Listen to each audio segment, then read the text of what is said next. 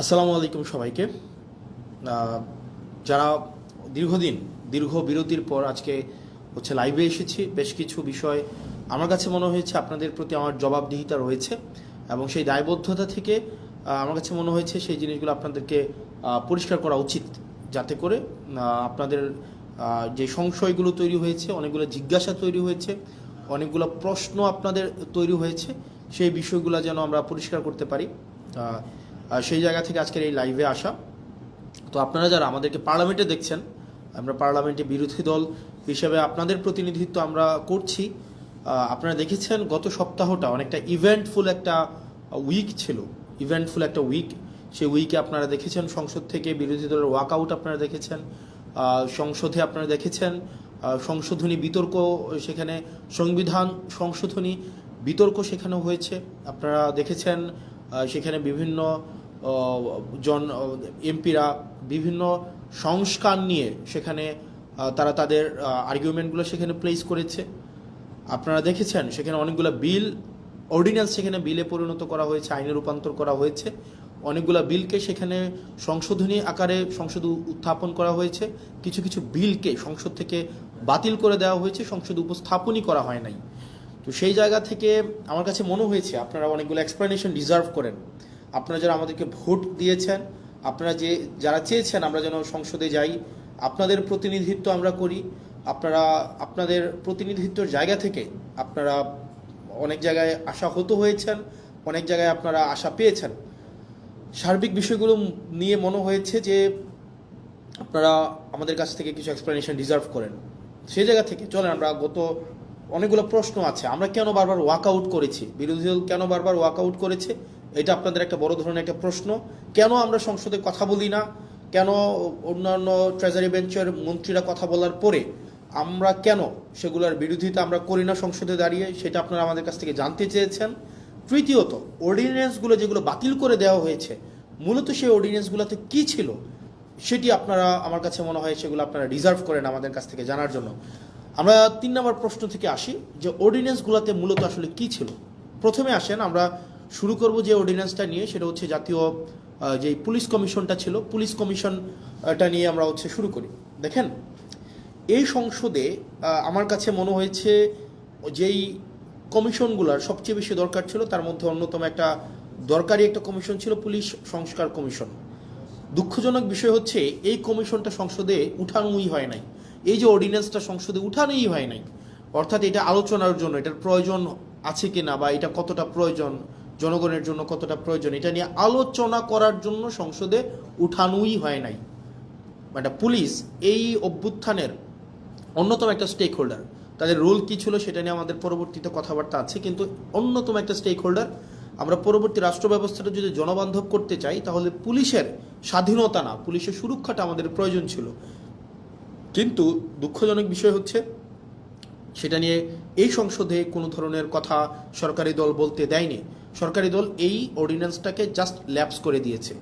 এবার আসেন এই সংস্কার কমিশনে কি ছিল আমাদের।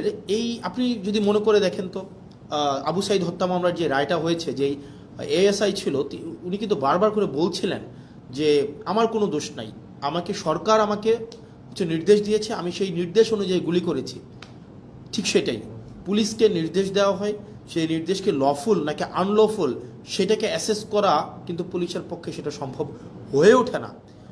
তো আমাদের যে পুলিশটা গড়ে উঠেছে, এই পুলিশ সম্পর্কে আমাদের যে ধারণা, সেই ধারণাটা কি, সে পুলিশ হচ্ছে খারাপ, পুলিশ ঘোষ খায়, পুলিশ হচ্ছে দুর্নীতিগ্রস্ত, পুলিশ হচ্ছে চাঁদাবাজ, পুলিশের জমি দখল করে, মানুষের সম্পদ দখল করে বাসা থেকে উঠাই নিয়ে যায়। অর্থাৎ জনগণ এবং পুলিশের সম্পর্কটা এরকম বিরোধের একটা সম্পর্ক। জনগণের বিরুদ্ধে পুলিশের যে একটা চিত্র আবহমান কাল থেকে প্রতিষ্ঠিত করা হয়েছে, এটা আসলে রাষ্ট্রের জন্য কোনো সুখকর নয়। পুলিশ কিন্তু জনগণের বিরুদ্ধে থাকার কথা ছিল না। পুলিশকে যেভাবে ঘুষখোর হিসেবে উপস্থাপন করা হয়েছে, রাষ্ট্র যেভাবে পুলিশকে হাতিয়ার বানিয়েছে দমনপীড়নের, সরকার যেভাবে দমনপীড়নের হাতিয়ার বানিয়েছে পুলিশকে, এটা হওয়ার কথা ছিল না। সেজন্য এই অভ্যুত্থানের পরে আমরা চেয়েছিলাম যে পুলিশকে একটা গুণগত সংস্কার হোক। কিভাবে গুণগত পুলিশের এই সংস্কারটা হোক, সেটা হচ্ছে আমরা চেয়েছিলাম পুলিশের যে একটা অভিযোগ আছে, আপনি দেখেন পুলিশের বর্তমান পরিস্থিতি, পুলিশ হচ্ছে, আমি ব্যক্তিগতভাবে মনে করি রাষ্ট্রের সবচেয়ে নিরীহ যদি রাষ্ট্রের কোনো অঙ্গ সংস্থা থাকে সেটা হচ্ছে পুলিশ। পুলিশকে মারতে বললে মারে, ছাড়তে বললে ছাড়ে, ধরতে বললে ধরে। পুলিশের এর বাইরে কিন্তু কিছু করার নাই। পুলিশকে যেই তার ঊর্ধ্বতন কর্মকর্তা যেই অর্ডার দেয়, সেটা লফুল হোক আর আনলফুল হোক, পুলিশ কিন্তু এটাকে বাস্তবায়ন করতে হয়। সেই জায়গা থেকে আমরা চেয়েছিলাম যে, এবং পুলিশের কিছু সমস্যা আছে। যেমন পুলিশের 1 নম্বর সমস্যা হচ্ছে পুলিশ সারাদিন ডিউটি করতে হয়, মানে অলমোস্ট 24/7 ডিউটি করতে হয়, তাকে ওভারটাইম দেওয়া হয় না। পুলিশ, আপনি যদি রাজারবাগ পুলিশ লাইনগুলোতে যান বা বাংলাদেশের থানাগুলোতে যান, আপনি গিয়ে দেখবেন পুলিশ যে ধরনের হচ্ছে অমানবিক জীবনযাপন করে, মানে পুলিশের যে অমানবিক জীবনযাপন, এটা মানে যেটা আনইমাজিনেবল, এই একটা অমানবিক জীবনের মধ্যে থেকে, এবং তার যে বেতন কাঠামো আছে সেটা নিয়ে কথা নাই বলি, তাকে ওভারটাইম দেওয়া হয় না, তাকে অলওয়েজ সিনিয়রদের যে অর্ডার, এটা আনলফুল হইলেও তাকে এটা বাস্তবায়ন করতে হয়, এবং তাকে এটা বাস্তবায়ন যদি না করে তাহলে তার পদায়ন, তার পদোন্নতি, তার হচ্ছে ট্রান্সফার, এই সবগুলোকে হচ্ছে আটকে দেওয়া হয়। এবং দুঃখজনক বিষয় হচ্ছে, পুলিশ যদি সরকারের কোনো ইচ্ছার বাইরে যায়, অন্যায্যভাবে সরকার একটা অর্ডার করছে, এটার বাইরে যদি পুলিশ যায়, তার চাকরি অলমোস্ট ইম্পসিবল হয়ে ওঠে। এখন দেখেন, পুলিশের এই যে ক্ষোভ, পুলিশের প্রতি যে এইসব অন্যায্য অবিচার করা হচ্ছে, তার পোস্টিং, প্রমোশন, পদোন্নতি সবগুলো রাজনৈতিক ইচ্ছার উপরে নির্ভর করা হচ্ছে। বাংলাদেশে পুলিশ যারা সরকারের যত বেশি পদলেহন করে, যারা সরকারের সবচেয়ে বেশি কাছাকাছি থাকে, যারা সরকারি দলকে সবসময় হচ্ছে পৃষ্ঠপোষকতা করে, তারা ভালো পোস্টিং পায়, তারা ভালো প্রমোশন পায়। সেজন্য সরকারের লিগ্যাল অর্ডার করুক অথবা আনলিগ্যাল অর্ডার করুক, এই কারণে পুলিশরা সবসময় চায় সরকারের মনোরঞ্জনের মধ্য দিয়ে ব্যস্ত থাকতে।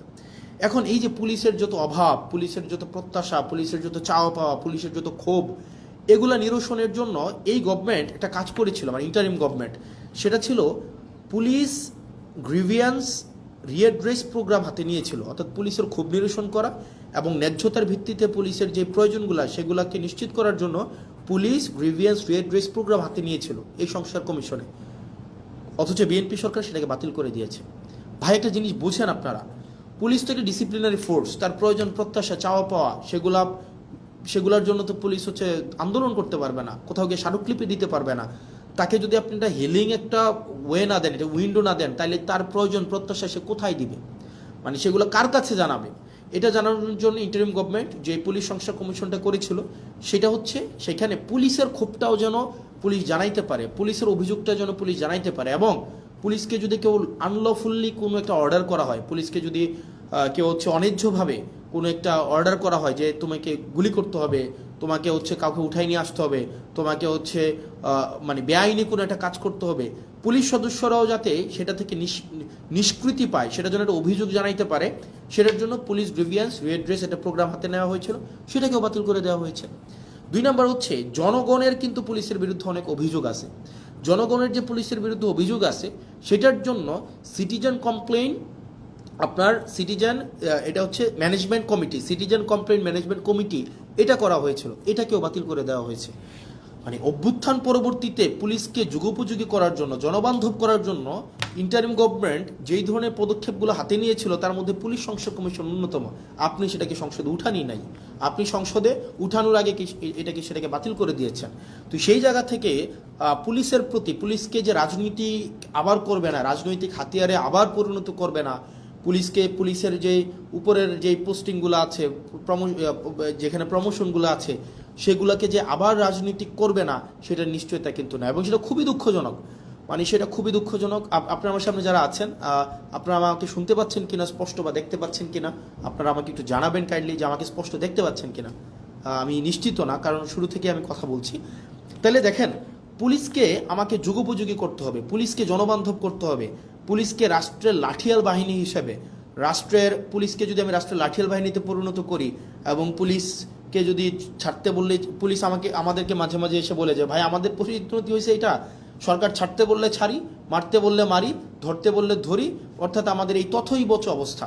এখন এই তথৈবচ অবস্থা থেকে মুক্তির জন্য পুলিশ শুধুমাত্র লিগ্যাল অর্ডারটা বাস্তবায়ন করবে, এবং পুলিশ সরকারের লাঠিয়াল বাহিনী হইবে না, পুলিশ জনবান্ধব হবে, পুলিশ জনগণের হবে।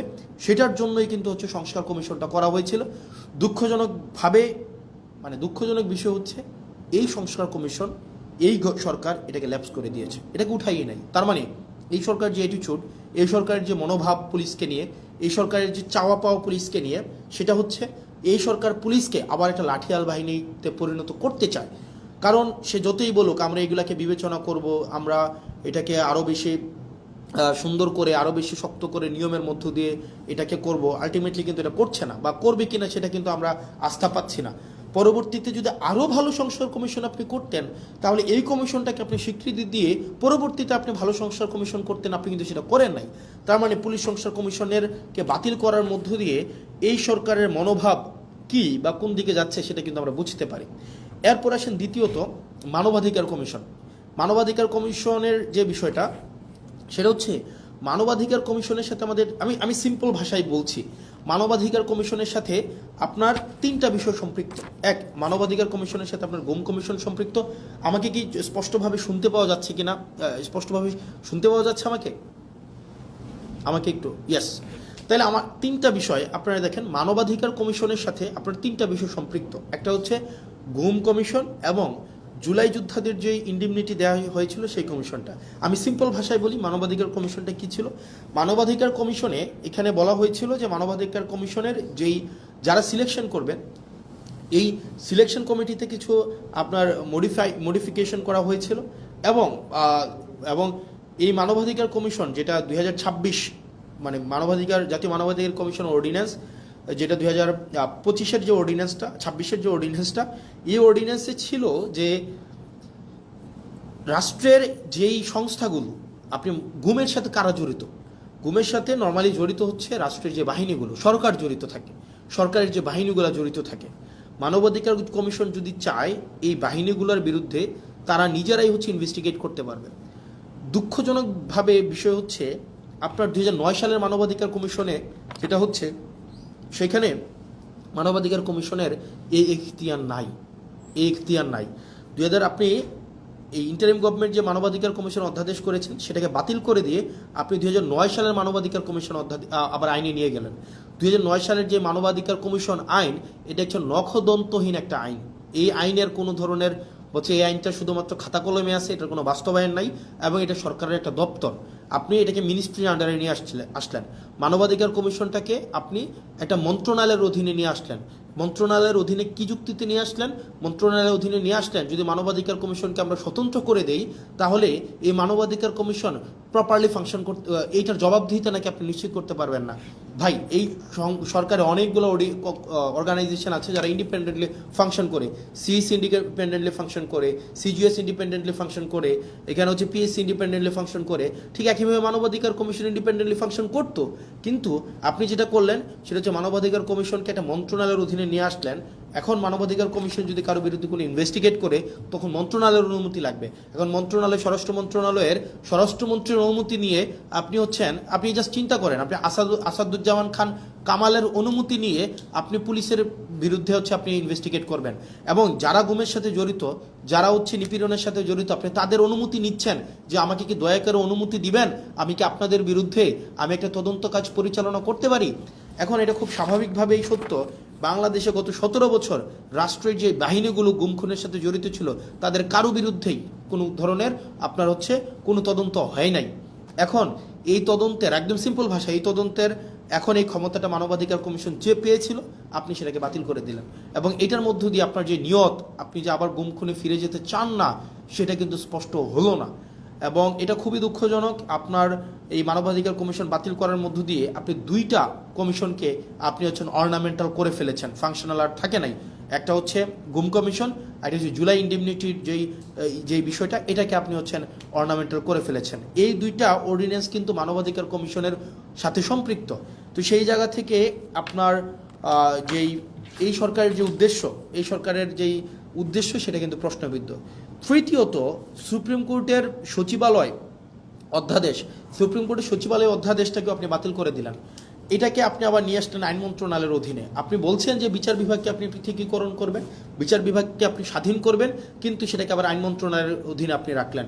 এবং এই সরকার, অন্তর্বর্তীকালীন সরকার যতগুলো ভালো কাজ করেছিল এবং যতগুলো কাজ ওয়াইডলি সেলিব্রেটেড হয়েছিল, তার মধ্যে কিন্তু এই সুপ্রিম কোর্টের সচিবালয়ের অধ্যাদেশটা অন্যতম। কারণ একটি বিচারক, খেয়াল করেন, একটা বিচারক যদি নির্মোহভাবে অবজেক্টিভভাবে তার বিচার কার্য পরিচালনা করতে চায়, তাকে আপনি অবশ্যই তাকে সুযোগ দিতে হবে। এখন একটা বিচারকের পোস্টিং, প্রমোশন, পদোন্নতি সবগুলো যদি আপনার আইন মন্ত্রণালয়ের উপরে নির্ভর করে, রাজনৈতিক সদিচ্ছার উপরে নির্ভর করে, তখন দেখা যাবে কোনো রাজনৈতিক কোনো বিবাদে যখন বিচারক কোনো একটা রায় দিবেন, সেই রায় যদি সরকারের পছন্দ না হয়, আপনি তাকে সোজা খাগড়াছড়ি পোস্টিং করে দিলেন, বান্দরবনে পোস্টিং করে দিলেন, এবং তাকে আপনি আলাদা বাজেট দিচ্ছেন না তার বিচার কার্যের যে সচিবালয় পরিচালনা করার জন্য। সেই জায়গা থেকে আপনি একটা মন্ত্রণালয়ের অধীনে রেখে, আইন মন্ত্রণালয়ের অধীনে রেখে আপনি কখনোই স্বাধীন, অবজেক্টিভ, বস্তুনিষ্ঠ, নিরপেক্ষ বিচার কার্য, বিচার বিভাগ আপনি কখনোই এনশিওর করতে পারবেন না। সেজন্য অন্তর্বর্তীকালীন সরকার এই বিচার বিভাগকে পৃথকীকরণ করেছিল, বিচার বিভাগকে এম্পাওয়ার করেছিল, এবং বিচার বিভাগ যেন সে তার নিজস্ব সচিবালয়ের মধ্য দিয়ে তার কার্যক্রম পরিচালনা করতে পারে সেটার ব্যবস্থা নিয়েছিল। কিন্তু বিএনপি এসে কী করলো, সেটাকেও বাতিল করে দিল। মানে এটা ইটস ভেরি আনফর্চুনেট। মানে আপনি এই ধরনের একটা প্রোগ্রেসিভ মুভকে আপনি বন্ধ করে দিয়ে আবার আপনি পিছনের দিকে হাঁটা শুরু করলেন। বিচার বিভাগকে আবার আইন মন্ত্রণালয়ের অধীনে নিয়ে আসলেন, আইনমন্ত্রীর অধীনে নিয়ে আসলেন। আইনমন্ত্রীর ইচ্ছা, সদিচ্ছার উপরে পোস্টিং, প্রমোশন, পদোন্নতি সব কিছু নির্ভর করবে। আইনমন্ত্রী সংসদে দাঁড়িয়ে খুব সুন্দর করে বললেন যে উনার নাকি এই ধরনের ক্ষমতা নাই। মাননীয় আইনমন্ত্রী, আপনি যতই সুন্দর করে বলেন না কেন আপনার এই ক্ষমতা নাই, কিন্তু এই জিনিসগুলো, পোস্টিং, পদোন্নতি, এই বিষয়গুলো কিন্তু আপনার ইচ্ছাতেই হয়ে থাকে, আইনমন্ত্রীর ইচ্ছাতেই হয়ে থাকে, এবং এটা হচ্ছে রেওয়াজ। আপনারা আমাদেরকে রেওয়াজ এবং নিয়মের বারবার যেই ধরনের লিস্ট, বারবার যেই ধরনের আপনারা আমাদেরকে সবক দেন, এই সবকের সেটা অংশ। এবং এটার মধ্য দিয়ে আবার আইন বিভাগকে রাজনীতিকীকরণ করা, বিচার বিভাগকে আবার রাজনীতিকীকরণ করা হইল। আবার সেখানে জাস্টিস মানিকের মতো আমরা বিচারক পাইতে যাচ্ছি, আবার ওবায়দুল হকের মতো আমরা বিচারক পাইতে যাচ্ছি, যেখানে আপনার রাজনৈতিক সদিচ্ছার উপরে বিচার কার্য পরিচালনা করা হবে, এবং সেটি আমাদের জন্য খুবই দুঃখজনক, এবং সেটা রাষ্ট্রের জন্য একটা ব্যাকওয়ার্ড মুভ। তারপর পরবর্তীতে যেই কমিশনটাকে, যেই সরকারি মুভকে বা আমাদের অগ্রগতিকে একদম নষ্ট করে দেওয়া হয়েছে, সেটা আমাদের পরবর্তীতে স্থানীয় সরকার রিলেটেড অর্ডিন্যান্স ছিল। অর্থাৎ আগে এই ইন্টারিম গভর্নমেন্ট আসার পরে ওনারা একটা কাজ করেছিলেন, সেটা যে বিশেষ পরিস্থিতিতে, যেহেতু আপনারা জানেন যে বিগত 3-4টা নির্বাচন, সেই নির্বাচনগুলো স্থানীয় সরকারে সেগুলো স্বচ্ছ, নিরপেক্ষ, বস্তুনিষ্ঠ নির্বাচন হয় নাই, অংশগ্রহণমূলক নির্বাচন হয় নাই। একপাক্ষিকভাবে সেই নির্বাচনগুলোতে আওয়ামী লীগের কর্তা ব্যক্তিরাই সেখানে নির্বাচিত হয়ে স্থানীয় সরকারগুলোকে দখল করেছিল, মেম্বার, চেয়ারম্যান, মেয়র, কাউন্সিলর। এই কারণে অভ্যুত্থান পরবর্তী সময়ে আপনার ইন্টারিম গভর্নমেন্ট এসে তাদেরকে সরিয়ে দিয়ে আপনার এখানে একটা বিশেষ পরিস্থিতিতে একটা অর্ডিন্যান্স করে যে এই স্থানীয় সরকারের নির্বাচিতদেরকে চাইলে সরকার বাদ দিতে পারে, এটা বিশেষ পরিস্থিতিতে। এখন অভ্যুত্থান পরবর্তীতে একটা বিশেষ পরিস্থিতিতে একটা অর্ডিন্যান্স আপনি স্থানীয় সরকারের তাদেরকে বাতিল করে দেওয়ার জন্য আপনি করলেন, কিন্তু আপনি বিএনপি, আপনি নির্বাচিত সরকার এসে এই অর্ডিন্যান্সটাকে আপনি আইনে পরিণত করলেন। কিভাবে আইনে পরিণত করলেন? আপনি এখন এই গভর্নমেন্ট, এটার ফলাফলটা কি হয়েছে? এটার ফলাফলটা হয়েছে, এখন ধরে একটা নির্বাচনের মধ্য দিয়ে কেউ চেয়ারম্যান হলো, কেউ মেয়র হলো, কেউ কাউন্সিলর হলো। এখন বর্তমানে যে আইনে আছে, সরকার চাইলে বিশেষ পরিস্থিতিতে কাউন্সিলরকে বাতিল করে দিতে পারবে, মেয়রকে বাতিল করে দিতে পারবে, উপজেলা চেয়ারম্যানকে বাতিল করে দিতে পারবে। অর্থাৎ একটা নির্বাচিত একটা অংশকে সরকার চাইলে বাতিল করে দিতে পারবে, সরকারের কাছে যদি মনে হয় সে ইনঅ্যাপ্রোপ্রিয়েট। তার মানে এই পুরা স্থানীয় সরকার ব্যবস্থাকে সরকারিকরণ করা হইল, দলীয়করণ করা হইল। আপনি নির্বাচিত হয়ে আসেন, সমস্যা নাই, আপনি যখনই সরকারের বিরুদ্ধে কোনো অবস্থান নেবেন, আপনাকে চাইলে সরকার বাদ দিয়ে দিতে পারবে। এই ধরনের একটা কালো আইন এই সংসদে পাশ করা হয়েছে, এই ধরনের কালো আইন। তার মানে মানবাধিকার কমিশন, পুলিশ সংস্কার কমিশন, গুম কমিশন, সুপ্রিম কোর্টের সচিবালয় অধ্যাদেশ, স্থানীয় সরকার রিলেটেড যে বিষয়গুলো রয়েছে, এইখানে বিএনপি যে অবস্থানটা নিয়েছে, এই অবস্থানটা জনগণের বিরুদ্ধে একটা অবস্থান, গণতন্ত্রের বিরুদ্ধে একটা অবস্থান, মানুষের জন আকাঙ্ক্ষার বিরুদ্ধে একটা অবস্থান। এখন আপনারা আমাকে প্রশ্ন করতে পারেন যে ভাই, সংসদে তো দেখি শুধুমাত্র আপনাদের আইনমন্ত্রী সালাউদ্দিন সাহেবই কথা বলেন, সংসদে দেখি আসাদুজ্জামান সাহেব আইনের ব্যাখ্যা দেন 40-45 মিনিট ধরে, সালাউদ্দিন সাহেব আমরা দেখি সেখানে 50 মিনিট ধরে কথা বলেন, আপনারা কেন কথা বলেন না? এখানে যে বিষয়টা আমাদেরকে এই সংসদে কথা বলতে দেওয়া হয় না। আমি একটা এক্সাম্পল দিই, যেমন আপনার সালাউদ্দিন সাহেব আমাদের স্বরাষ্ট্রমন্ত্রী উনি যখনই দাঁড়ান, উনি যেহেতু ট্রেজারি বেঞ্চের উনি মেম্বার, ট্রেজারি বেঞ্চের উনি, অর্থাৎ উনি এবং উনি হচ্ছেন স্বরাষ্ট্রমন্ত্রী, উনি যখনই দাঁড়ান যেই বিষয়ে ধরেন, যেমন মানবাধিকার কমিশন বিষয়ে আমাকে সময় দেওয়া হয়েছিল মাত্র কত, আমাকে সময় দেওয়া হয়েছিল 2 মিনিট, আমাকে সময় দেওয়া হয়েছিল মাত্র 2 মিনিট, মাত্র 2 মিনিট। আর এই বিষয়ে সালাউদ্দিন সাহেব 40 মিনিট কথা বলেছেন, 40 মিনিট। আমাদের সুপ্রিম কোর্টের সচিবালয়ের বিষয়ে আপনার 8 মিনিট কথা বলেছেন আপনার আক্তার ভাই, আসাদুজ্জামান সাহেব কথা বলেছেন অলমোস্ট 40 মিনিট। তাহলে ঘটনাটা কি দাঁড়ায়? ঘটনাটা দাঁড়ায়, ধরেন কোনো একটা অর্ডিন্যান্সের পক্ষে আমি 5 মিনিট কথা বললাম, 5 মিনিট, এটার বিরুদ্ধে সালাউদ্দিন সাহেব 40 মিনিট কথা বললেন, 40 মিনিট, আপনি 40 মিনিট। এই 40 মিনিটে উনি যদি কোনো অযৌক্তিক কথাও বলেন, সেটাকে যখন আমি আবার দাঁড়াবো যে ওনার অযৌক্তিক কথাগুলোকে খণ্ডন করার জন্য, আমাদেরকে সেখানে কোনো অ্যালাউ করা হয় না। তার মানে আপনি সময় পাচ্ছেন 5 মিনিট আর সালাউদ্দিন সাহেব সময় পাচ্ছেন 40 মিনিট।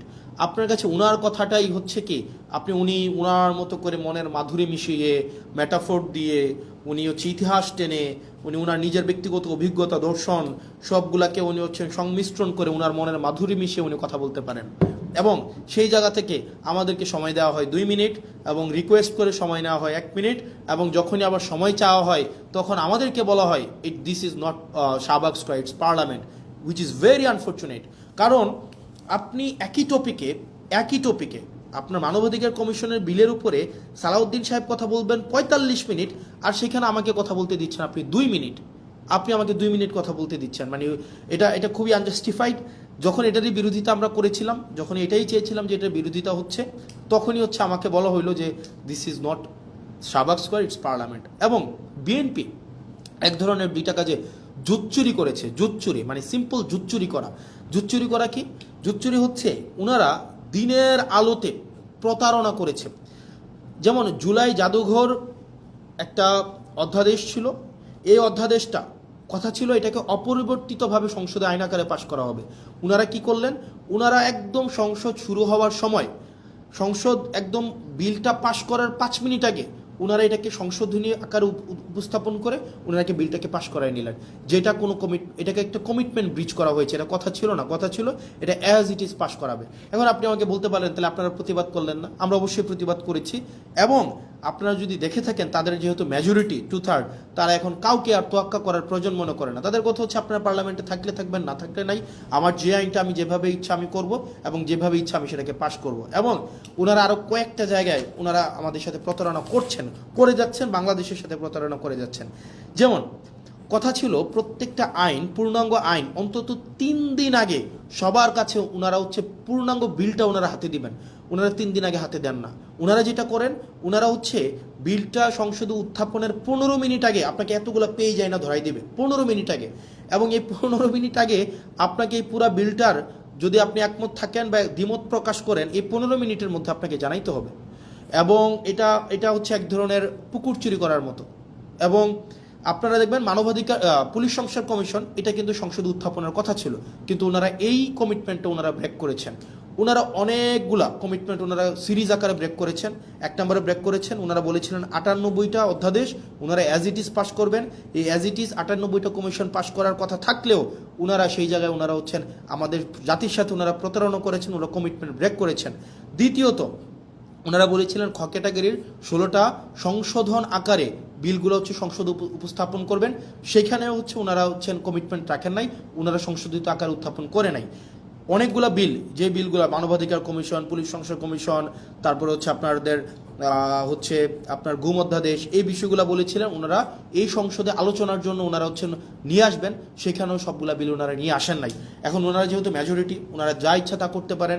যেমন ওনারা অ্যাসালমকে গতকাল দেখলেন, মানে বাংলাদেশের জন্য আরেকটা কালো, মানে একটা দিন, কালো দিনটা ওনারা দেখেন।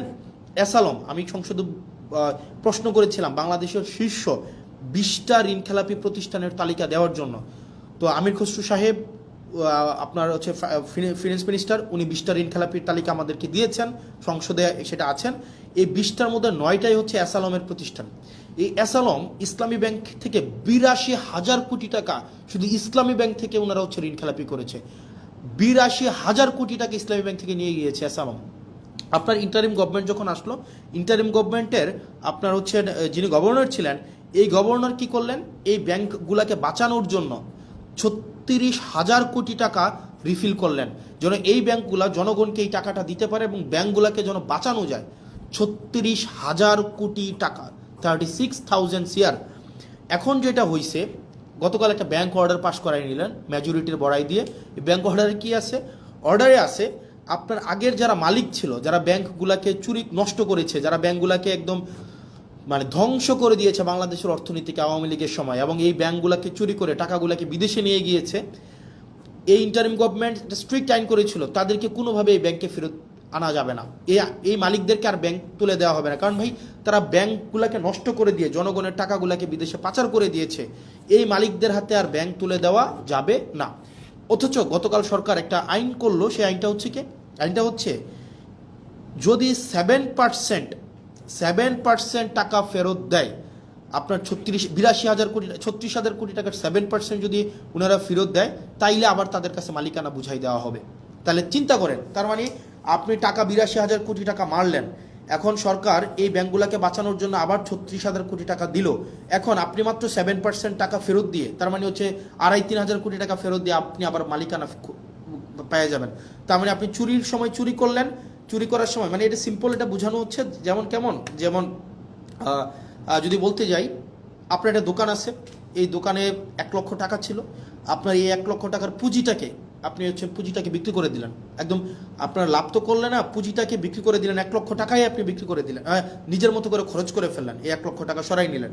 তখন কি করলো সরকার, আপনার দোকানটা যেন টিকে থাকে, কাস্টমার যেন অ্যাটলিস্ট দোকানে আসতে পারে, দোকানটা যেন টিকে থাকে, সরকার আবার 50,000 টাকা ফেরত দিল, যে তোমাকে দিল যে ভাই তুমি দোকানটাকে কোনো রকমের টিকায় রাখো।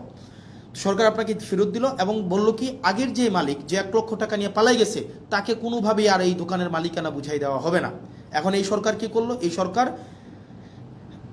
আসার পরে ওই মালিককে আবার এখন সুযোগ দিল যে তুমি যদি মাত্র 7% টাকা ফেরত দাও, মাত্র 7,000 টাকা ফেরত দাও, তাইলে তোমাকে আবার মালিকানা বুঝাই দেওয়া হবে। তার মানে ওই দোকানদার 1 লক্ষ টাকাও খাইছে, পরবর্তীতে সরকারের 50,000 টাকাও পাইছে, এখন মাত্র 7,000 টাকা ফেরত দিয়ে সে এখন এই দোকানের মালিকানা বুঝে পাইবে। মানে এত মানে মানে অযৌক্তিক, অবিবেচনা প্রসূত কোনো সিদ্ধান্ত হইতে পারে, মানে বিএনপি থেকে আমরা পাইতে পারি, মানে এটা কোনোভাবেই গ্রহণযোগ্য ছিল না। তার মানে আপনি 1.5 লক্ষ টাকা, মানে 1 লক্ষ টাকা তো এটা আপনি নিয়েই গেলেন জনগণ থেকে, সরকার আবার আপনাকে 50,000 টাকা দিল এটাকে বাঁচিয়ে রাখার জন্য, এখন মাত্র আপনি 7,000 টাকা ফেরত দিয়ে আপনি এই ব্যাংকের মালিকানা বুঝে পাবেন। সরকার এই ধরনের একটা কালো আইন করলো, কাকে খুশি করার জন্য? অ্যাসালমকে খুশি করার জন্য। কাকে খুশি করার জন্য? রাষ্ট্রের মাফিয়াদেরকে খুশি করার জন্য, যেটা বিএনপি থেকে খুবই আনঅ্যাকসেপ্টেবল একটা হচ্ছে মুভ। এই অ্যাটিটিউডটা যদি অব্যাহত থাকে, আপনি দেখেন বিএনপির যিনি HPM honourable prime minister Tarique Zia, ওনার মুভমেন্টগুলো যদি আপনি দেখেন, ওনার মুভমেন্ট হচ্ছে আপনি দেখবেন খুবই অ্যাকোমোডেটিভ, মানে খুবই অ্যাকোমোডেটিভ। আপনি দেখবেন খুবই সুন্দর পেয়ার স্টান করতেছে, এই প্রোগ্রামে যাচ্ছে, ওই প্রোগ্রামে যাচ্ছে, খুবই ডিসেন্ট এবং হচ্ছে ইনক্লুসিভ একটা মুভ দিচ্ছে। কিন্তু অ্যাক্টিভিটিগুলো যদি আপনি দেখেন, বিএনপির অ্যাক্টিভিটিগুলো লাস্ট 2 মাসে, নাম্বার 1 অ্যাক্টিভিটি বাংলাদেশ ব্যাংকে যেভাবে দখল করা হইলো, এই অ্যাক্টিভিটিটা যদি আপনার চোখে পড়ে, বিসিবিকে যেভাবে দলীয়করণ করা হইলো, স্থানীয় সরকারকে যেভাবে ধ্বংস করা হইলো, মানবাধিকার কমিশনকে যেভাবে বাতিল করে দেওয়া হইলো, পুলিশ সংস্কার কমিশনকে বাতিল করে দেওয়া হইলো, সুপ্রিম কোর্টের সচিবালয়কে বাতিল করে দেওয়া হইলো, এরপরে হচ্ছে আপনার এই ব্যাংকগুলোকে আবার দখল করার জন্য দখলবাজদেরকে যে সুযোগটা দেওয়া হইলো, এই অ্যাক্টিভিটিগুলো যদি আপনি একসাথে করেন, তাহলে আপনার কাছে যে বার্তাটা যায়, এই বার্তাটা কখনোই ইতিবাচক কোনো একটা বার্তা না। এই অ্যাক্টিভিটিগুলো যদি আমরা একসাথে যোগ করি, তাহলে যে বিএনপির চেহারাটা দাঁড়ায়, এই বিএনপির চেহারাটা যদি বেগম জিয়া বেঁচে থাকতেন, নিশ্চয়ই উনি সেটার জন্য অবশ্যই দুঃখ পাইতেন, কষ্ট পাইতেন। উনি বেঁচে থাকলে কখনোই এভাবে মানে নগ্নভাবে দলীয়করণ করা হইতো না। উনি জুলাই জাদুঘরকে যেভাবে হচ্ছে বিএনপি দলীয়করণ করার জন্য সবার হচ্ছে দিনে দুপুরে প্রকাশ্যে যেভাবে একটা জালিয়াতির একটা আশ্রয় নিয়েছেন, সেটা ম্যাডাম যদি বেঁচে থাকতেন উনি অবশ্যই সেটার জন্য উনি লজ্জিত হতেন। সার্বিকভাবে বিবেচনায় আপনি যদি দেখেন বিএনপির লাস্ট 2 মাসের মুভ এবং বিরোধী দল আকারে আমরা আমাদের এই সংসদে আমাদের কথা বলার সুযোগ না দেওয়ার যে বিষয়টা, আমাদেরকে শাহবাগ দেখানো হচ্ছে, যে অর্থাৎ আপনি যদি কথা বলতে চান আপনি শাহবাগে যান, শাহবাগে আপনি যা ইচ্ছা তা বলতে পারবেন, এটা পার্লামেন্ট, এখানে আপনি যা ইচ্ছা তা বলতে পারবেন না, এখানে শুধুমাত্র সেটাই বলা যাবে। আপনি বিরোধী দল, আপনি মাত্র এই কয়টা সিট নিয়ে আসছেন, আপনি আবার এত বেশি সময় পাবেন কেন? ভাই আপনি একজন 40 মিনিট ধরে উনি ক্লাস নিতে পারেন, সেখানে আমাদেরকে সময় দেওয়া হয় 2 মিনিট, রেকর্ডে আছে। আপনি যদি দেখেন, আমরা যখন একটা বিলের বিরুদ্ধে দাঁড়াইলাম, মানবাধিকার কমিশনের বিলের বিরুদ্ধে দাঁড়াইলাম, আমাকে সময় দেওয়া হলো যে মিস্টার আবদুল্লাহ আপনার সময় 2 মিনিট। আর এইটার রিভার্টাল যখন আসাদুজ্জামান সাহেব দিলেন, উনি 25 মিনিট প্লাস হচ্ছে উনি রিভার্টাল দিলেন। তার মানে উনার কোনো সময় মানে নাই, উনি যতক্ষণ ইচ্ছা কথা বলতে পারবেন, উনি দাঁড়াইলেই উনার মাইক অন করবেন, উনি সালাউদ্দিন সাহেব দাঁড়াইলেই উনার মাইক অন হবে, এবং উনার রেকর্ডের জন্য উনারা সব কিছু বলতে পারেন। কিন্তু আমাদের রেকর্ডের জন্য আমাদের মাইক অন করা হয় না। আমরা 50 বার 20 বার শুরু থেকে যদি হাত তুলে রাখি, আমাদেরকে এই সময়টা দেওয়া হয় না। এটা নাকি সংসদের রেওয়াজ। তো সংসদের রেওয়াজ এবং সংসদের আইন আসলে কোনটা কি, সবগুলো হচ্ছে সরকার যেভাবে চাইবে সেটাই, যেটা অভ্যুত্থান পরবর্তী সময়ে যেটা আমাদের জন্য অপ্রত্যাশিত ছিল। প্রিয় বাংলাদেশবাসী, আপনাদের আমার কাছে মনে হয়েছে আপনারা কিছু এক্সপ্লানেশন ডিজার্ভ করেন। কারণ দিন শেষে আমরা হচ্ছে দিন শেষে কোনো না কোনোভাবে আমরা বেনিফিটেড। আমরা যারা ক্ষমতায়, আমরা যারা চেয়ার পেয়েছি, আমরা যারা মন্ত্রী হয়েছি, আমরা যারা এমপি হয়েছি, আমরা কোনো না কোনোভাবে বেনিফিটেড। এটা নিঃসন্দেহে, এটা বলার কোনো সুযোগ নাই, আমরা বেনিফিটেড। কিন্তু যারা জীবন দিয়েছে, যারা আত্মত্যাগ করেছে, যারা রাস্তায় নেমে এসেছিল, যারা হচ্ছে জুলাইয়ে, আরেকটা ইম্পর্টেন্ট বিষয়, জুলাইয়ের কথা মনে হওয়াতে, খুবই পুর স্ক্রিপ্টেড একটা নাটক বিএনপি আপনারা হচ্ছে পার্লামেন্টে করছে, খুবই পুরলি স্ক্রিপ্টেড। সেটা হচ্ছে কি, ওনারা বলতেছে, বারবার বলতেছে ওরা জুলাই সনদের পক্ষে, মানে বারবার কিন্তু বলতেছে জুলাই সনদের পক্ষে, যে আমরা প্রত্যেকটা দাড়ি কমা সহ আমরা জুলাই সনদ বাস্তবায়ন করব। তো আমরা যখন বলতেছি যে জুলাই সনদের অর্ডারটা আপনাকে বাস্তবায়ন করতে হবে, তখন যেটা হইল, ওনারা একদিন একটা নাটক সাজাইল। ওনাদের পন্থী কিছু ছাত্রদল, যুবদল সহ অনেকে আছে যে তাদের এই অভ্যুত্থানে ফেসিবাদ বিরোধী প্রত্যেকটা রাজনৈতিক দল সমানভাবে অংশগ্রহণ করেছে। তাদের আত্মত্যাগ ছিল, তাদের দীর্ঘ লড়াই ছিল, তাদের দীর্ঘ হিস্ট্রি ছিল। তো ওনারা কি করলেন, কিছু সিলেক্টিভ আহতকে, কিছু সিলেক্টিভ, একদম সিলেক্টিভ কিছু আহতকে বিরোধী দলীয় যেই গ্যালারিটা আছে সেই গ্যালারিটাতে এনে বসাইলো, এবং ওনাদেরকে বলে দেওয়া হলো, পরবর্তীতে ওনাদের মধ্যে অনেকগুলো আহত আমাদের কাছে আসছে যে ভাই আমরা তো বুঝি নাই যে আসলে আমাদেরকে কী কারণে নিয়ে আসা হয়েছে, আমাদেরকে জাস্ট বলা হয়েছে আপনাদেরকে গাদ্দার বলার জন্য, এবং আপনাদেরকে যেন আমরা বেশিং করি, আপনাদেরকে যেন আমরা হচ্ছে ওখান থেকে আপনাদেরকে বেশিং করি, এবং আপনাদের বিরুদ্ধে যেন আমরা স্লোগান দিই। এই স্ক্রিপ্টটা বিএনপির জন্য, মানে শোনেন, আপনারা বিএনপির যারা আছেন 217 জন এমপি আছেন, ইট ডাজন্ট ম্যাটার, আপনারা হচ্ছেন সরকারে আছেন, ইট ডাজন্ট ম্যাটার। মানে ধরেন কি করতে পারবেন, ম্যাক্সিমাম গুম করে ফেলতে পারবেন, উঠাই নিয়ে যেতে পারবেন বাসা থেকে, এই জার্নিটা এখানে থামাই দিতে পারবেন, সো হোয়াট ভাই। মানে জীবনে তো ধরেন আপনার মানুষের সাথে যদি কানেক্টেড থাকি, মানুষ যদি আস্থা রাখে, বিশ্বাস রাখে, এর থেকে বড় প্রাপ্তির আর কিছুই নাই। আপনারা ওই দিন যে স্ক্রিপ্টটা সাজাইলেন, আপনারা যে নাটকটা সেদিন সংসদে করলেন, এবং আমরা দেখলাম মাননীয় প্রধানমন্ত্রী প্রত্যেক আহতের সাথে একজন একজন করে কথা বলে আসার পরেই ওই আহতরা ওই গ্যালারি থেকে আমাদেরকে বিভিন্নভাবে, ওখানে আপনারা দেখলেন এটা সিন ক্রিয়েট করা হয়েছে, এবং ওনারা আমাদেরকে বিভিন্নভাবে গালাগালি দিলেন। ওনারা বললেন আমরা জুলাই সনদ চাই, বিএনপি যেভাবে চাই আমরা সেভাবে চাই। তো আমরা জিজ্ঞেস করলাম বিএনপি কীভাবে চাই বলেন তো? ওনারা বললেন না, বিএনপি যেভাবে চাই আমরা সেভাবে চাই। আমি বললাম তো বলেন না বিএনপি কীভাবে চায়? না আমরা এত কিছু বুঝি না, বিএনপি যেভাবে জুলাই সনদ চাই আমরা সেভাবে চাই। এর মাঝখানে 3-4 জন আছে আমাদের কাছে এসে বললো যে ভাই আমরা খুবই দুঃখিত, আমরা আপনাদের সাথে এইভাবে আচরণ করার কারণে, কিন্তু আমাদেরকে এইভাবেই বলা হয়েছে, আমরা যেন আপনাদের বিরুদ্ধে স্লোগান দেই, আমরা যেন আপনাদেরকে হচ্ছে ওখানে অপমান করি, আমরা যেন আপনাদের বিরুদ্ধে এই ধরনের কথাগুলো বলি। মানে it's very unfortunate mister Tarique Zia, honourable prime minister Tarique Zia, it's very unfortunate আপনি পার্লামেন্টে থাকা অবস্থায় এই ধরনের একটা নাটক করা হবে এবং এটার ডিরেকশন আপনি দিবেন। মানে আমি জানি এটার স্ক্রিপ্ট রাইটার কে ছিল, এটার কোরিওগ্রাফার কে ছিল, এটার হচ্ছে ডিরেক্টর কে ছিল, আমি জানি না, কিন্তু আমি এটা বিশ্বাস করতে স্টিল চাই না যে এখানে কোনো ধরনের আপনি ব্যক্তিগতভাবে এখানে এটার পৃষ্ঠপোষকতা করেছেন, এটা আমি বিশ্বাস করতে চাই না। কিন্তু এটা যদি হয়ে থাকে, এটা ভেরি আনফর্চুনেট, এটা আপনার জন্য একটা ডিসক্রেডিট। কারণ আপনি এই ধরনের একটা মানে সংসদে যারা মানে বিএনপিপন্থী জুলাই, জামাতপন্থী জুলাই যুদ্ধে এইভাবে ক্লাসিফিকেশন করবেন এবং তাদেরকে দিয়ে প্রেস কনফারেন্স করিয়ে আমাদের বিরুদ্ধে কথা বলাবেন, এবং তারা পরবর্তীতে এসে তারা বুঝবে, তারা স্বীকার করবে যে তাদেরকে ব্যবহার করা হয়েছিল, এর থেকে দুঃখজনক mister Tarique Zia, honourable prime minister, কিছু হইতে পারে না। এবং এটা আপনার জন্য খুবই ডিসগ্রেস, আমি একজন পলিটিশিয়ান, আমি হচ্ছে একই সংসদে বসি, এবং আমার কাছে মনে হয়েছে লাস্ট 1 মাসের অ্যাক্টিভিটিতে আমাকে অবশ্যই কথা বলতে হবে এবং আপনারা যেই কাজটা করেছেন, আমি জানি না কে এটার স্ক্রিপ্ট রাইটার ছিল, কে এটার ডিরেক্টর ছিল, এটা যদি আপনারা করে থাকেন, এই যে জুলাই যোদ্ধাদের মধ্যে যেই বিভাজন আপনারা করলেন এবং তাদেরকে যেভাবে রাজনৈতিক টুল হিসাবে আপনারা ব্যবহার করলেন, এটা আপনার জন্য এটাতে আপনার লজ্জিত হওয়া উচিত। এবং আমি বিশ্বাস করতে চাই আপনি এই ক্ষেত্রে কোনো ধরনের আপনার নিজস্ব কনসেন্ট ছিল না। আর আপনাকে যারা বুঝিয়েছে, এই স্ক্রিপ্ট রাইটার যারা ছিল, ডিরেক্টর যারা ছিল, তারা আপনাকে বিপদে ফেলবে। প্রিয় দেশবাসী, আমাদের দেশ যেদিকে যাচ্ছে, আমাদের বাংলাদেশ যে পথে হাঁটছে, আমরা যেদিকে যাচ্ছি, কোনো ইতিবাচক বার্তা আমাদেরকে দিচ্ছে না। আমাদের যারা আত্মত্যাগ দিয়েছিল, তারা যে কারণে আত্মত্যাগ করেছিল, রাষ্ট্রের স্ট্রাকচারাল রিফরমেশনের জন্য। কিন্তু দিন শেষে রাষ্ট্রের স্ট্রাকচারাল রিফরমেশন তো হচ্ছে না, আমরা সেটা পারছি না, এটা আমাদের ফেইলিওর, আমরা বারবার বলে যাচ্ছি।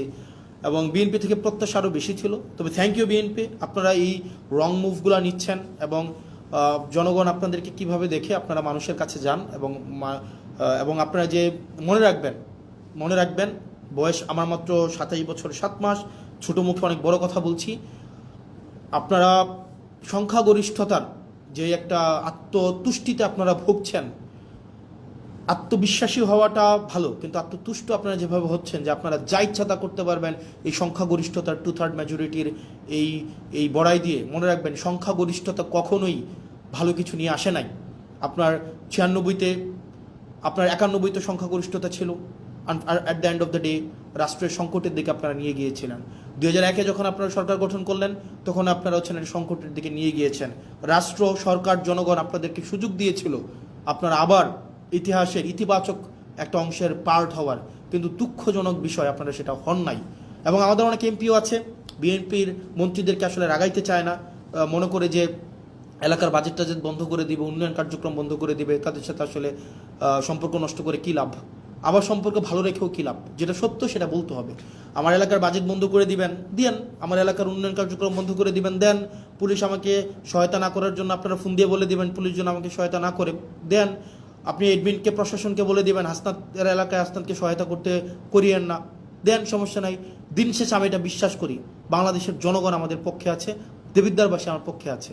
এবং আমার বরাদ্দ বন্ধ করে দেওয়া, আমার এলাকার পুলিশকে আপনারা ফোন দিয়ে বলে দিবেন আমাকে যেন হেল্প না করে, কোনো সমস্যা নেই। আপনি ধরেন এটা যদি মনে করেন আপনার এই ক্ষমতাটা স্থায়ী, এটা সবসময় থেকে যাবে, এটা মানে এটা কোনোভাবেই সম্ভব না। মানে আপনারা আমাকে অসহযোগিতা করেন, ওয়েলকাম। দেবিদ্বারবাসী জানে, দেবিদ্বারবাসী এমনি 17 বছর ধরে বঞ্চিত ছিল, হয়তো আর কিছুদিন থাকবে।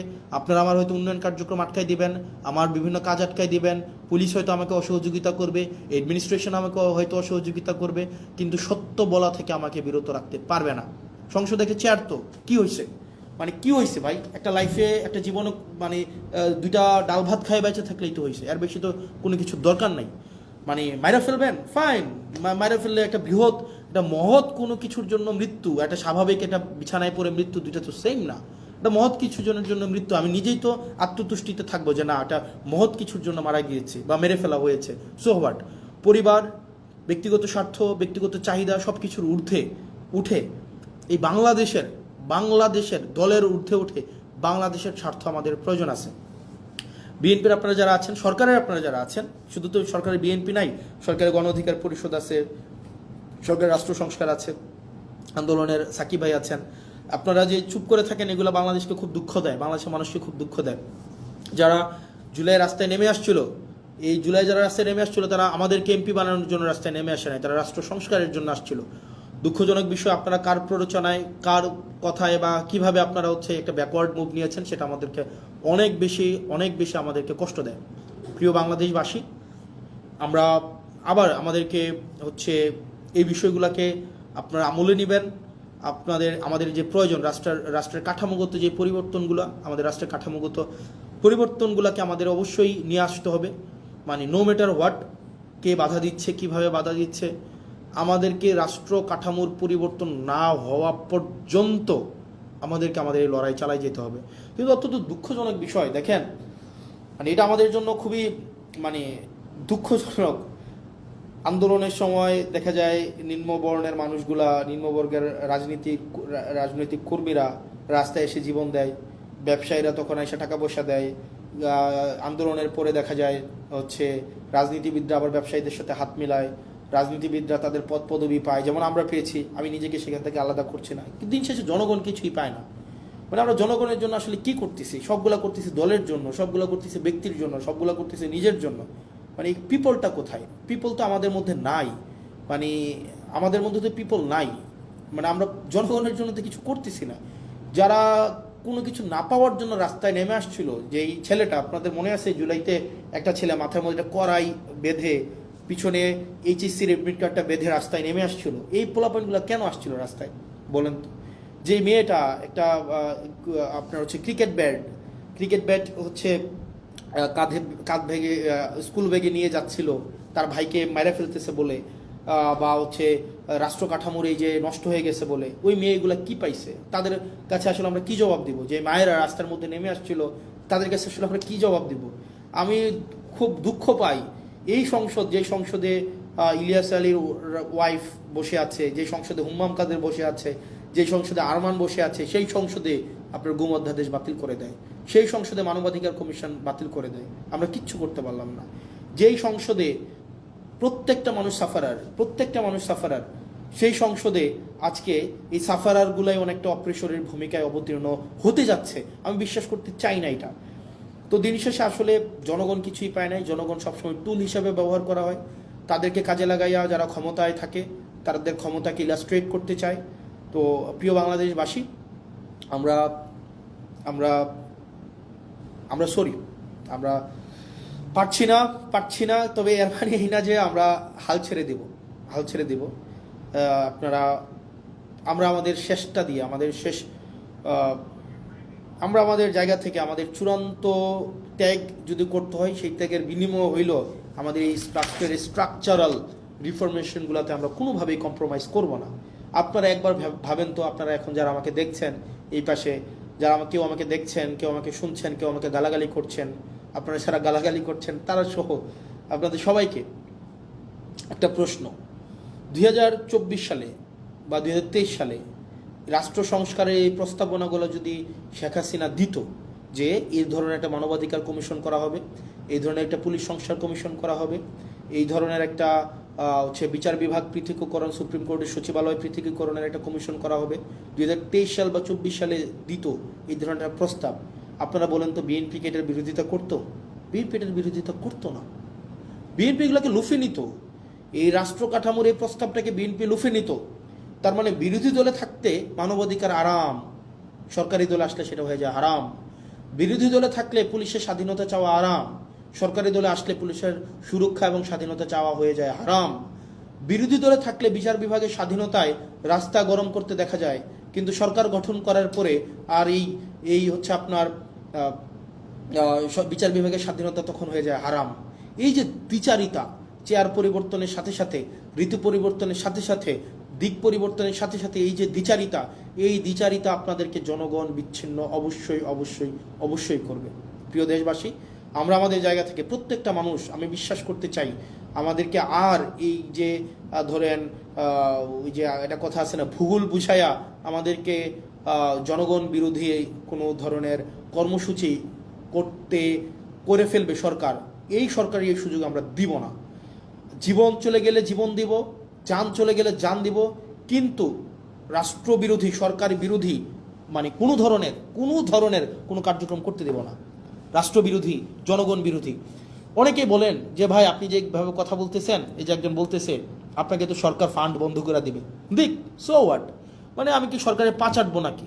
মানে মন্ত্রীর সাথে সম্পর্ক রাখবো একটা অনিচ্ছ সুবিধা পাওয়ার জন্য, সংসদে দাঁড়ায় একটা ন্যায় কথা বলা থেকে বিরত রাখবো নাকি? ভাই মানে আমার জবাবদিহিতা হচ্ছে মানুষের কাছে, মন্ত্রীর কাছে না। মন্ত্রী এই বছর আছে, আরেক বছর থাকবে না, এই টার্ম আছে, আরেক টার্ম থাকবে না, কিন্তু জনগণ সবসময় থাকবে। সুতরাং যদি আপনি আমাকে বলেন যে সত্য বলা থেকে বিরত রাখার জন্য, শুধুমাত্র বরাদ্দ পাওয়ার জন্য, ফান্ড পাওয়ার জন্য, সত্য বলার থেকে বিরত রাখার জন্য আমি যদি এখনই এই কম্প্রোমাইজ করি, পরবর্তীতে আরও বড় কিছু পাওয়ার জন্য আমি বিভিন্নভাবে আমার জীবনটা কম্প্রোমাইজের মধ্য দিয়েই যাবে। না দিল, ফান্ড বন্ধ করে দিল, পুলিশ আমাকে হেল্প করা বন্ধ করে দিল, অ্যাডমিনিস্ট্রেশন আমাকে হেল্প করা বন্ধ করে দিল, যে আমাকে অনৈধ্যভাবে আমাকে আমার পথকে বাধাগ্রস্ত করবে, তারা তাদের ফলাফল সেটা কোনো না কোনোভাবে পাওয়া যাবে।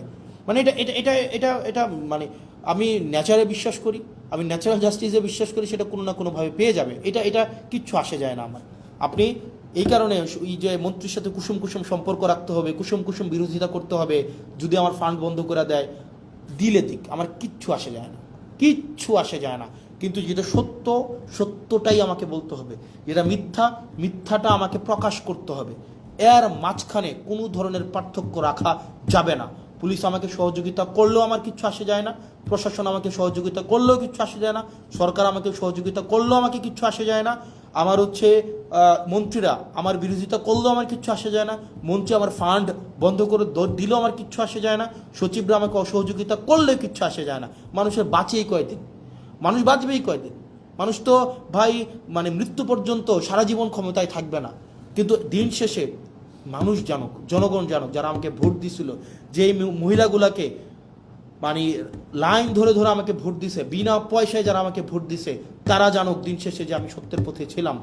যে ইয়াং প্রজন্ম, শিক্ষিত প্রজন্ম যারা বিনা পয়সায় আমাকে ভোট দিছিল, তাদের কাছে আমার জবাবদিহিতাটা আমি নিশ্চিত করতে চাই। আমি বিশ্বাস করতে চাই, আমি যদি সত্যের পথে থাকি, সেক্ষেত্রে যদি সরকার আমাকে বাধাও দেয়, জনগণ আমার পাশে দাঁড়াবে। আমাকে বিনা পয়সায় ভোট দিয়ে জিতাইছিল, আবার আমাকে প্রয়োজনে বিনা পয়সায় ভোট দেওয়া জিতাবে, কিন্তু আমি কম্প্রোমাইজ করতে পারবো না, না না, কোনোভাবেই না, কোনোভাবেই না। আমি মিডিয়াকে দেখেছি দালালি করতে, মিডিয়ার যে দালালি, মানে এটা মানে এটা এটা পৃথিবীতে মানে পৃথিবীতে যদি কোনো উদাহরণ হয়ে থাকে মিডিয়ার দালালি, এটা বাংলাদেশে হচ্ছে 1 নাম্বার হবে মিডিয়ার দালালি। মিডিয়া, মিলিটারি, ব্যুরোক্রেসি সবাই এখন আবার হচ্ছে মানে জি হুজুর আবার কালচারে চলে গিয়েছে। এই জি হুজুর কালচারে এনসিপি যাবে না, জি হুজুর কালচারে এনসিপি রাজনীতিবিদরা যাবে না, কোনোভাবেই যাবে না, কোনোভাবেই না। আপনি আমার চেহারা নিয়ে কথা বলেন, আপনি আমাকে চেহারা নিয়ে আমাকে ট্রোল করেন, আপনি আমাকে কালো বলেন, হোয়াট এভার, এগুলো আমার কিচ্ছু আসে যায় না। মানে এইটা দিয়ে আপনি আমাকে থামাইতে পারবেন? কোনোভাবেই না, নেভার, কোনো ওয়েতেই না ভাই। যেটা সত্য, এই সত্য, যত মানে ইভেন আমার জীবনের যদি কষ্ট হয়, আমার জীবনের যদি স্যাক্রিফাইস হয়, সেইটা থেকে আপনি আমাকে বিরত রাখতে পারবেন না, যতদিন না পর্যন্ত এই স্ট্রাকচারাল রিফরমেশনগুলো তৈরি হবে, মানে আপনার স্ট্রাকচারাল রিফরমেশনগুলো বাস্তবায়ন না হয়, ততক্ষণ পর্যন্ত আমাদের এই লড়াই চলবে, আমাদের লড়াই চলবে। আপনি সংসদে আমাদেরকে লবিতে আসা বলবেন বয়স কত, মাত্র এতদিন, আর অপেক্ষা করো, অপেক্ষা করো, দরকার আছে শত্রু বাড়াইয়া, দরকার আছে শত্রু বাড়াইয়া। যদি কেউ শত্রু হইতে চায়, মানে আমার আমার প্যারা নেই, কিচ্ছু আসে যায় না, কিচ্ছু আসে যায় না। প্রিয় বাংলাদেশবাসী, আপনারা জানেন দিন শেষে যে কারা বাংলাদেশের বিরুদ্ধে অবস্থান নিচ্ছে, অ্যাসালমের পক্ষে অবস্থান নিচ্ছে, যারা কারা সংস্কারের বিরুদ্ধে অবস্থান নিচ্ছে, স্বাধীন বিচার বিভাগের বিরুদ্ধে অবস্থান নিচ্ছে, স্বাধীন পুলিশ সংস্কার কমিশনের বিরুদ্ধে অবস্থান নিচ্ছে, যারা কারা এই স্থানীয় সরকার ব্যবস্থাকে নষ্ট করে দিচ্ছে, এটাকে আবার ফেসিবাদের দিকে নিয়ে যাচ্ছে, কারা সংস্কারের কথা বলে তারা তাদের 31 দফা থেকেও পিছনে হটছে, জুলাই সনদ অক্ষরে অক্ষরে বাস্তবায়নের কথা বলেও কারা পিছনে হচ্ছে চলে যাচ্ছে। এই জিনিসগুলাই শিক্ষিত প্রজন্ম, আপনারা নিশ্চয়ই আপনাদের বিবেক বিবেচনা সুবোধ আছে এবং সেই বিষয়ে আপনারাই হচ্ছেন সিদ্ধান্ত নেবেন। আপনারা ভালো থাকবেন, সুস্থ থাকবেন। যারা গালাগালি দিচ্ছেন তাদের গালাগালিকে আমি স্বাগত জানাই, সেটার কখনোই প্রতিবাদ করি নাই, সেটা অব্যাহত রাখেন, সেটা নিয়ে কিচ্ছু আসে যায় না। কিন্তু একই সাথে সাথে এটাও আপনারা তো এমনি নিষিদ্ধ আছেন এখন, আপনাদের নেতা, আপনাদের দেখবেন নেতারা হচ্ছে বিদেশে বিলাসবহুল জীবনযাপন করে আওয়ামী লীগের। আপনারা যারা রাস্তায় এসে 30 সেকেন্ডের একটা স্লোগান দিয়ে দৌড় মারেন হচ্ছে আপনার আলোক গতিতে, আপনাদের নেতারা হচ্ছে বিদেশে বসে বসে জন্মদিন পালন করে, বড় হচ্ছে গাড়িতে ঘোরাঘুরি করে, বিভিন্ন বড় বড় শপিং মলে হচ্ছে শপিং করে। তো নেতার পা আপনারা যারা চাটেন, আপনার নেতার পা চাটার আগে একবার ভাইবেন আপনারা কাদের পা চাটতেছেন। আবার যখন যদি আপনার হচ্ছে এই পা চাইটা কোনো লাভ নাই রে ভাই, এই পা চাইটা লাভ আছে। আপনি দেশে হচ্ছে পুলিশের দৌড় খাবেন, আপনাকে জনগণ পিটাবে, আপনাকে রাজনৈতিক দলগুলো আপনাকে দৌড়ের উপরে রাখবে, আর আপনার নেতারা বিদেশে আরাম আয়েশের জীবন কাটাবে। আপনি হচ্ছেন এদিকে হচ্ছে বুড়িগঙ্গার তীরে হচ্ছে জীবনযাপন করবেন, 200 টাকা ভাড়ায় বাসায় থাকবেন অন্ধকার গরমের মধ্যে, আর আপনার নেতা ট্যাম্পসের মধ্যে অথবা দুবাইয়ের হচ্ছে নদীর মধ্যে ইয়ট নিয়ে ঘুরে ঘুরে বেড়াবে এবং সেখানে হচ্ছে উনি জন্মদিন পালন করবে। তো এই বিষয়গুলো একটু মাথায় রাখেন যে কার পিছনে যাচ্ছেন এবং হচ্ছে কাদের জন্য রাজনীতি করছেন। আর আপনারা যারা অনেকে আছেন নেতার পা চাটেন, নেতার পিছনে পিছনে নেতার পা চেটে জীবনটাকে ধ্বংস করে দিচ্ছেন, এই এখন নেতার পা চাটতেছেন, কিছুদিন পরে নেতার ছেলের পা চাটতে হবে, এখন চাটতেছেন নেতার পা, নেতার পা চেটে কোনো লাভ হয় নাই, এরপরে চাটবেন নেতার ছেলে। নেতার ছেলে সবসময় নেতাই হবে। আর দিন শেষে আপনারা যারা চাটার উপরে থাকেন, চাটাচাটি যাদের হচ্ছে কর্ম, চাটাচাটি যাদের হচ্ছে জীবিকা, চাটাচাটি ছাড়া যাদের মনস্তত্ত্বের মধ্যে স্বাধীনতা নাই, যারা মানসিকভাবে স্বাধীন না, যারা মানসিকভাবে হচ্ছে মানে চাটামিকে যারা জীবিকা হিসাবে নিয়েছেন, দিন শেষে আপনাদের চাটতেই হবে। এখন কিছু আগে চেটেছেন নেতার বাবাকে, এখন চাটতেছেন নেতাকে, কিছুদিন পরে চাটবেন নেতার ছেলেকে। এটাই হচ্ছে আপনাদের নিয়তি। যদি এটা না করতে চান, স্বনির্ভর হতে চান, সত্যকে সত্য বলতে চান, মিথ্যাকে প্রকাশ করতে চান, তাহলে এইসব চাটাচাটি বাদ দেন। দল আপনাকে ভাত দিবে না। আপনার ঘরে যদি ওষুধ না থাকে, আপনার মায়ের যদি ওষুধ না থাকে, নেতা এসে সে ওষুধ কিনে দিয়ে যাবে না। দিন শেষে আপনি করবেন গুলিস্তানে মার্কেট, আর নেতা যাবে দুবাই মার্কেট করতে। আপনি ছুটিতে যাবেন হচ্ছে ওই যে চানখারপুল, আপনার নেতায় যাবে লিভারপুল। তো সেই জায়গা থেকে এই নেতার পা চাটাচিটি করে লাভ নাই। এই পা চাটাচিটিটা বন্ধ করেন। নেতা যাই করে সবই যে ঠিক করে, ব্যাপারটা এমন না। নেতাকে নির্মোহভাবে ক্রিটিক্যালি নেতাকে অবজার্ভ করেন, ক্রিটিক্যালি নেতাকে ক্রিটিক করেন, এবং নেতাকে আপনি সব কিছুর ঊর্ধ্বে রাখার যে এক ধরনের আমাদের মনস্তত্ত্ব তৈরি হয়েছে, সেটা থেকে নিজেরা নিষ্কৃতি পান। আপনারা ভালো থাকেন, সুস্থ থাকেন, এবং আপনাদের সাথে দেখা হবে যতদিন পর্যন্ত আপনাদের সমর্থন আমাদের সাথে আছে, আপনাদের প্রত্যাশা আমাদেরকে ঘিরে তৈরি হচ্ছে, যতদিন পর্যন্ত সেটা থাকবে, আপনাদের জন্য আমরা কথা বলে যাব। আপনারা ভালো থাকেন। আসসালামু আলাইকুম রহমতুল্লাহি ওয়া বারাকাতুহু।